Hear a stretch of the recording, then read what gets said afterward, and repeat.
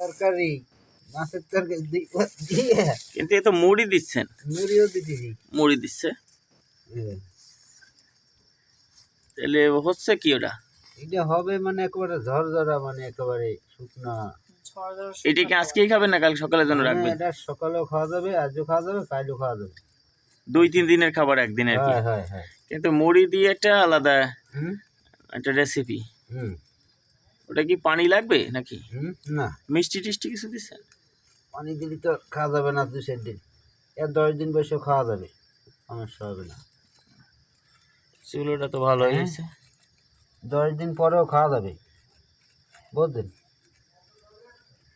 10 দিন পরে খাইতে পারবেন, সমস্যা হবে না নিদানের কালে, বুঝলেন? কি রান্না হয়েছে কান্দি? 10 দিন পরেও খাইতে পারবেন, সমস্যা হবে না, নষ্ট হবে না, বুঝতে পারিনি?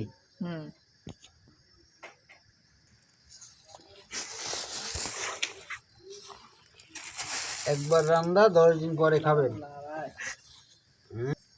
খাবারটা মানে সেই মাপের, 10 দিন পরে খাবে, বুঝলেন? মুখটা একটু অন্ধকার আসতেছে মনে ভাই। নারান দিয়ে 10 দিন পরে খাবে। এই যে খাবারটা হচ্ছে এটা কি শুধু আপনার জন্য নাকি পশু পাখি এটা প্রাণীকুলের জন্য? যত বিপদগ্রস্ত আছে বিপদগ্রস্ত লোকজনে খাইতে পারবে এগুলো। বাচ্চা কাচ্চারাও খেতে পারবে। এটা কি কি উপাদান ব্যবহার করলেন কি যেন বলেন? কি কি আছে এখানে? এখানে আছে মাছ আছে, মাছ আছে, মাংস আছে। না মাংস থাকতেও পারে, তেলে করা যায় না।